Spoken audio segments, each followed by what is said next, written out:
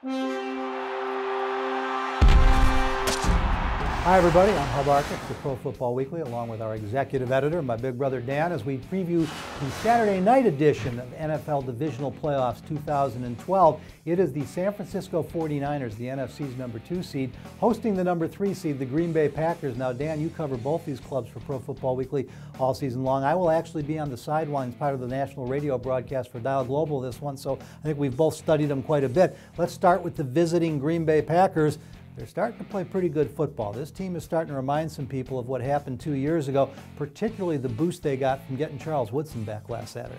Yeah, he played a really good game, Hub, in his first game back from that collarbone injury, and they really did an excellent job on Adrian Peterson, and he was instrumental in that, along with the outside linebackers Clay Matthews and Eric Weldon had their best games defending the run all season. And I think they're going to have to do that exact same type of thing that they did against AP, against Frank Gore, who in the first game this year averaged 7 yards a carry, had 122 yards rushing. He was the key in that opening win, 30-22. You know, we've talked a lot about these rematches. We've had 4 of them in the first 8 games in the playoffs this year.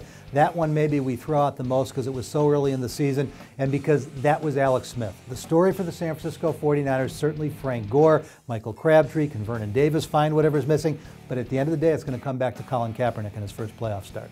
Yeah, it's a different situation. The Packers the first time around faced Alex Smith and he did quite well against him, and now Kaepernick, who obviously provides that big play dimension that Alex Smith doesn't. That's something that the Packers are going to have to be leery of.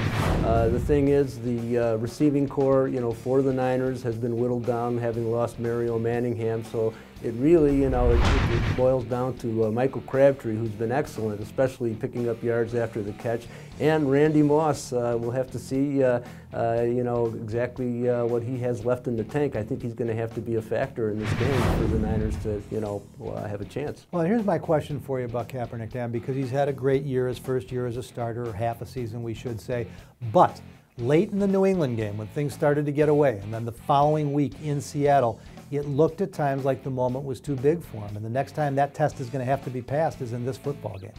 Yep, there is that lack of experience to consider, and I think that Dom Capers is going to come at him with every look imaginable and try to fluster him. And on balance, though, Hub, I think that Kaepernick has really passed the test. I think Jim Harbaugh deserves great credit for going in that direction, and it's going to be real interesting to see if Kaepernick could come up big in this game. All right, now we've talked a little Green Bay defense, a little San Francisco offense. Let's look at that Packer offense.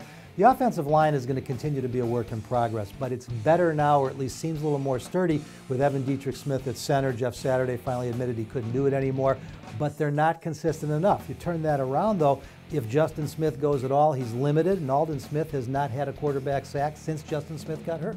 Yeah, I think the key is Justin Smith. He was so dominant last year in the playoffs, and we just don't know exactly how he's going to perform with that torn triceps. And what a lot of people aren't talking about, Hub, is the fact that Aldon Smith has a shoulder injury too.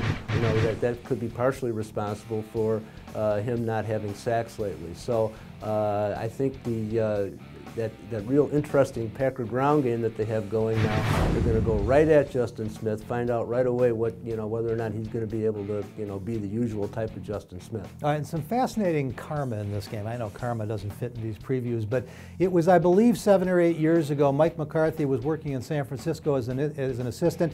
49ers had the first overall pick in the draft. They took Alex Smith. The Packers waited 23 picks to take Aaron Rodgers. Now it's McCarthy and Rodgers versus the 49ers. Jim Harbaugh was coaching college football. Prediction time, Dan. Which way does this one go? I'm going to go, I picked the Niners to win the Super Bowl at the beginning of the year. I'm going to stick with them. I look for them to win by a touchdown. This is the toughest one of the weekend for me because I also picked the Niners to win the Super Bowl. I still think they can. They have not been as good during the regular season as I thought they would. Was surprised by the quarterback switch. I think they've got the most complete roster. I think being at home is a big thing for them in this game, and I'm going to go with the 49ers as well. That does it for our preview of the NFC's number 2 and number 3 seeds. For the most in-depth previews available anywhere of all 4 of the divisional playoff games, stay right where you're at ProFootballWeekly.com.